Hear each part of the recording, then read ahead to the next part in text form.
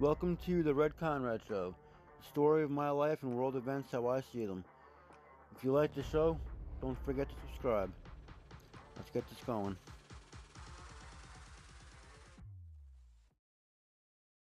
Hello, everybody. Welcome to the show. Wish everybody a good morning. It's pretty early right now. I'm recording this episode. I've been trying to get on here to record one, but didn't really know what I wanted to talk about. Anyways, it's getting cold. There's a bunch of really dangerous weather hitting most of the country, and it's been getting pretty damn cold down here in Florida too. For those of you that have been paying attention to my show, you're aware that I'm doing, a nomadic type of lifestyle at the moment. I'm still working on getting things in order. I'm giving myself, there's a lot of things I gotta take care of. All require money. So I'm giving myself until March, April to get my local matters squared away. While I'm also taking care of myself and Fisher and doing what I gotta do with the van. The van needs a little bit of work done to it before I can do long distance, and I gotta do some more interior work to it to help insulate it and privatize it. Now I'm gonna say that probably I think this is my first episode for the new year, so I'm not gonna do one of these stupid bullshit New Year, New Me things, because every time that happens, every time anybody does that shit, look what happened the past couple of years. The past couple of years fucking sucked. A lot of people fucking suffered. Quite a number of people that I know personally, had bad shit happening up to and including their homes for one reason or another. One of my friends was living in a motel with his kids for a few months after he literally had his property robbed from him from underneath his feet before he finally found a place to stay. They were there for a few months. I believe they had the upstairs and the guy kept the downstairs for himself. And then after a few months of that didn't work out. I had to find another place to go. And then, as you all know, there's my story. Those of you who've been following the show, if you're new to the show, go back, listen to older episodes. You'll hear what happened to me, what happened to my property. Other people that I heard about that, ended up losing their property because rent skyrocketed. They couldn't afford it. A few of them were in between work. There's another guy I know that moved locally without having a place to go first. And so now he's here looking for a place after he'd already done moved here. I don't understand why he'd move someplace without having a place to live previously set up, but whatever, shit happens. I don't know what caused him to do that, what the circumstances were. Maybe he lost his property where he come from, came here because here is allegedly supposed to be, or once upon a time was, a cheaper part of the state to live. I don't know if he came here because it was supposed to be cheaper, even though everything is skyrocketing. Buy prices are going up, rent's going up. Developers are coming in and buying everything up and skyrocketing prices. But anyways, I've been managing to keep myself warm overnight and Fisher by running the heat in the van for a little while and get it to the point where it's like sweating under my jacket. Right? And then I'll park up, close the window. At that time, it's open a little crack while I'm smoking my cigarette, right? And I'll close my window, hop in the back, and I'll wrap me and Fisher up in a blanket that I have.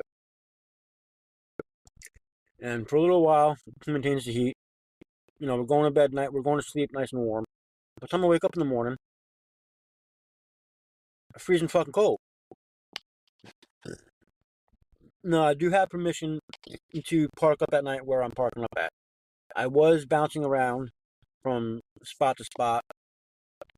But then I got permission to this one place that while I'm in this area, I can overnight park over there.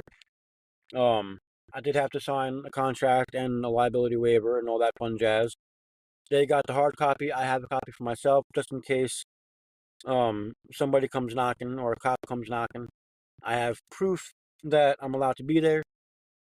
I do believe the other night I potentially frightened one of the volunteers that worked there because I didn't know I was there, because a cop was called. I seen a cop parked across the street from the parking lot. Um, and then the main building of where I'm allowed to park across the street from where I'm parking, lights turned on. There was a small discussion between them and whoever arrived and the cop. So and then the cop left. So I'm assuming, that was one of the actual officials of the place. Um, Getting my paperwork, showing that I'm allowed to be there. Probably told the volunteer that yes, I'm allowed to be there. But anyways, I just want everybody out there that's in the colder states, if you're listening to this from a colder state, please stay warm. There's a lot of you van lifers out there that are setting up like me, whether you were forced into it or you jumped into van life, not quite fully built out yet. I'm still seeing a lot of questions being posted in the groups that I'm in about what to do for heat. And a lot of you are just now starting to grab different types of power systems and heating systems. So please, if you're in a colder state, especially one of those states that's getting all the snow, please be careful. There's a lot of different things you can do as far as insulation. Obviously, better insulation and the better power systems are going to cost quite a bit of money. But there are cheaper things you can do that don't work quite as well as the more pricey options, but something's better than nothing, right? I'm not really going to go through all that in this episode. That's a whole other episode. I just wanted to let you guys all know what's going on with me. Wish everybody in the colder states luck. If you're a van lifer listening to this, please make sure you have proper insulation, something for heat. Make sure you got enough gas in your vehicle. So between the vehicle heat and whatever you got going for insulation and a power supply and a portable heater, you can keep yourself, warm and enough gas in the vehicle. It's cold, man. I'm gonna come back and do another episode as soon as I can. I just wanted to give a brief update here. Now, the work that I do, when I do for a living, we are entering into slow season, so I'm a little worried about that. I might have to commute out to a busier area so I can get by the next couple months, and then commute back so I can park up overnight. Take advantage of this one spot I got while the permission is there, or I can try to find another spot in a busier area. But I'm doing what I got to do. And then I've had a couple people ask me, people I know personally, why am I putting so much information out there publicly? Well, for one, I'm not putting out every last little excruciating detail, okay? But I am saying a lot. I will grant you that much. And the reason why I'm saying so much is because, one, it's helping me. Like I said, the original purpose of this podcast, before I made it public, was for me. So at a future point in time, I can come back and listen to myself, and based on how I changed over time and everything, I can look back on my older situations, things I've been through, hear myself how I handled the situation, and think, well, would I have done it the same way, or would I have handled it a different way? So, and that purpose, even though my podcast is now public now, that purpose of the show didn't leave. All right, that purpose is still there. But I also want people that are going through the same shit as me whether they're going through it now, gonna go through it at some point in the future, or already been through it, and to know that they're not alone.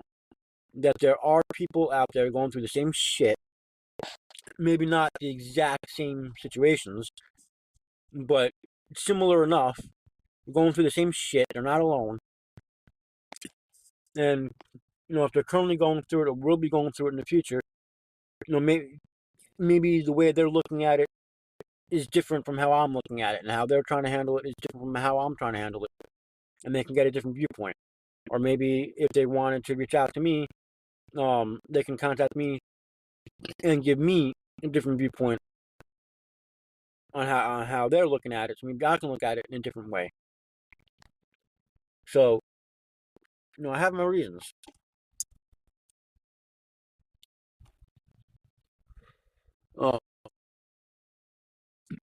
And on top of that, this current situation that I'm in,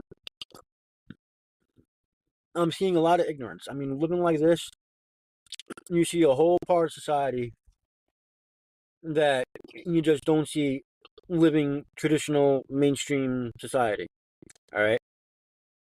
For one, I've noticed in the van life community, there's this big debate about the difference between houseless and homeless, or van life and homeless. By government definition, yes, we're all the same. Okay.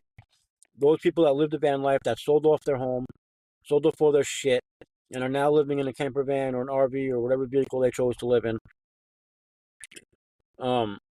By government definition, legally, yes, technically, we're all homeless. But no, in van life, we're not homeless. By our own definition, we're houseless because our vehicle is our home. All right, we just don't have a physical domicile. We don't have a physical house. It doesn't make us homeless. It makes us houseless. Our vehicle is our home. But there seems to be that large debate going on within the community. But I'm also seeing a lot of traditional mainstream society assholes that don't understand the difference between those that chose the van life and those that were even forced into it, that become homeless, where they were legitimately homeless, discovered van life, and decided to embrace van life as a way to better themselves, even if they figure they're only going to do it temporarily, work just long enough doing van life, get a little bit of traveling in the process, working along their travels, bank that extra money, and then just buy something so they don't got to keep on renting. Even if it's those people that chose that way of looking at it and are only doing van life temporarily, they're doing the same thing that I'm doing, kind of, sort of. Basically trying to look at the best in a bad situation. They're trying to find a way to keep their morale up so they don't get so depressed that they end up doing something stupid. So why argue about that? And people have been trying to explain that to them. I've jumped into a few arguments of that nature, and people just don't want to understand it. They think houseless and homeless is the same thing. No, it's not. They think van life and homeless is the same thing. No, it's not. And then this bullshit stereotype that all homeless are all a bunch of fucking drug addicts. No, we're not. I will agree that yes, there's a good percentage of homeless that are addicts or alcoholics.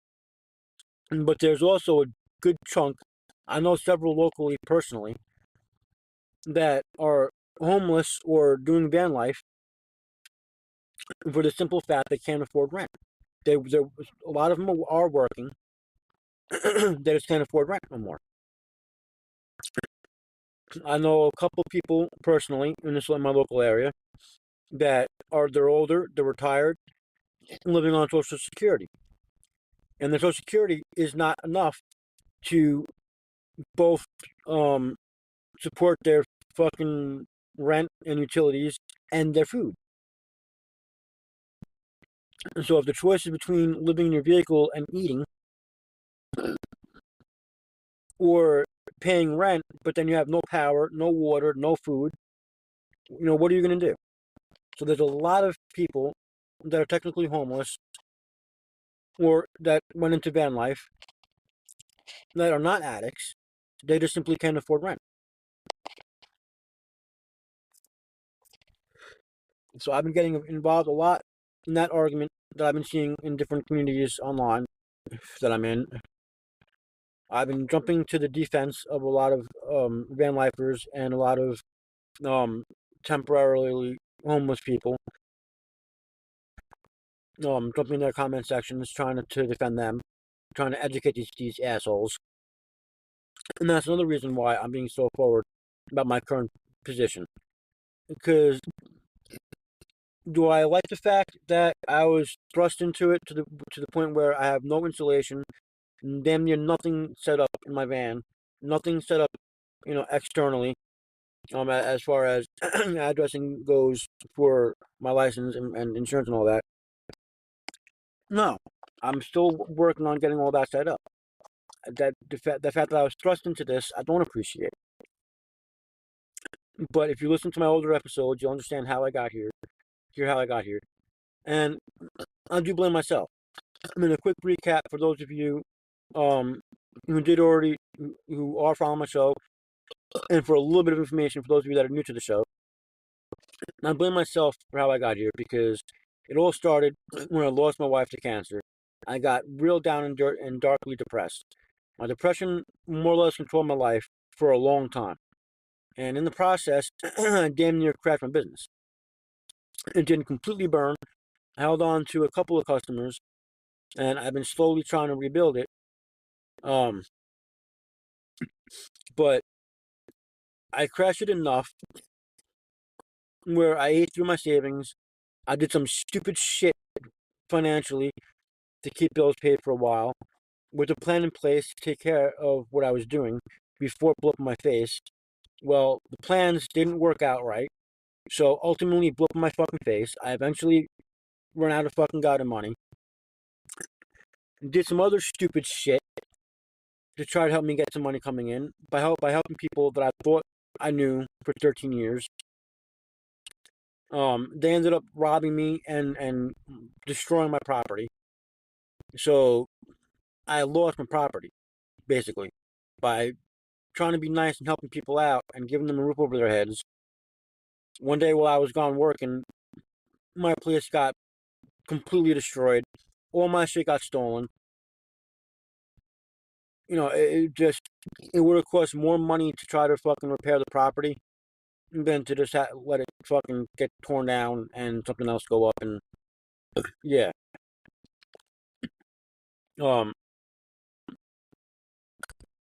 So now if I took control of my depression sooner, I either A, could have prepared for this, knowing it was coming, and had my van properly insulated and all that crap, and had other things set in place. I'm trying to set in place now. So I would have had an address and everything I can use, and mailing and everything. And I'm still in the process of setting up. Or I could have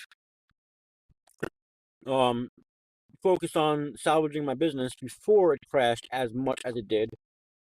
To the point where I could have potentially avoided needing to allow anybody else, and that would have ended up, costing me my land, my property, and stealing my shit. Potentially avoiding that altogether.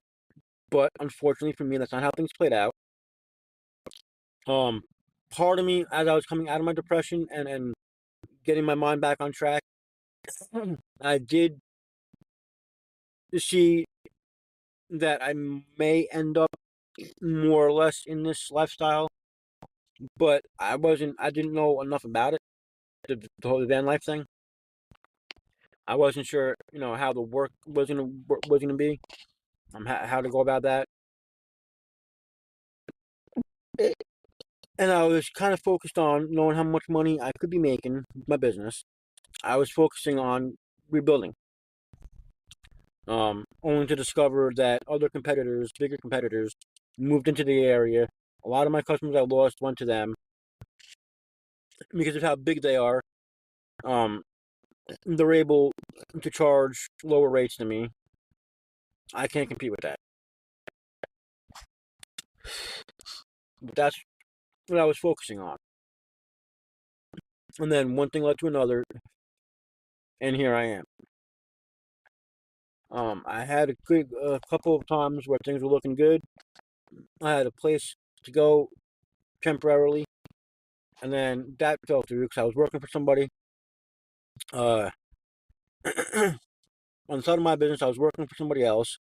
That it sounded good when they spoke to me. I was offered 20% of their business, and things were going good for a little while. Just to find out that this person had a record on probation. Um, we were working with another similar business that also had problems. We ended up getting screwed on a couple of jobs that we did jointly with this other company. And then, the work just wasn't there. And then I found out recently that the guy, because I stopped working with the guy a couple of weeks ago.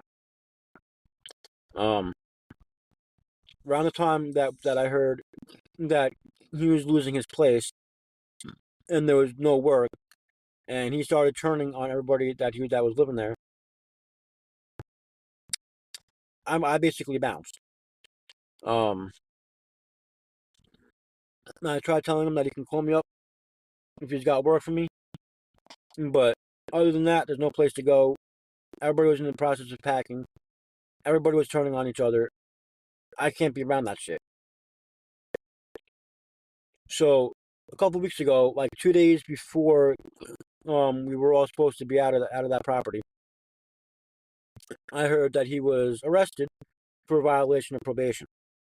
So even if I did try to stay there through the very end and try to cut an agreement with him of staying with him in wherever the hell he was going and continue working with him and let my work, pay for my rent and shit until I had enough saved up for my own place, it wouldn't have worked out because he still would have ended up getting arrested. God knows how long he's going to be gone for. And it's not my business, number one. And number two, even if I did try to operate it while he was locked up, there's still a lot in that industry, in that business, that I don't know how to do. He only taught me so much. So there'd be a lot of things that I just don't know how to do. So rather than make myself and his company look bad by taking on work that I can do, leading into work that I can't do, it was better for me just to leave. Go start doing my own thing full time again, which is what I'm now doing. And I'm doing the best that I can. Um, what I found as far as my physical address and shit is concerned, it's going to cost a little bit of money up front, but it's an annual bill. So once that gets going, that's paid until next year. But it is going to cost me a little bit of money up front. And like I said, I still got to do the installation and everything. I still got to call the DMV, which I might do later today, see if my title was released yet, because my van's finally paid off. So I got to go get my title. I still got to work on the organization in the van. I'm trying to keep the living part of it, like the pantry, the bathroom, the closet, all that, more or less compartmentalized because I use the van for work also. What I do for a living. So I can't, modify it the way a lot of van lifers do, where they more or less convert their van into a camper. I can't really do that because of what I do for a living. I need to be able to fold everything up, so to speak.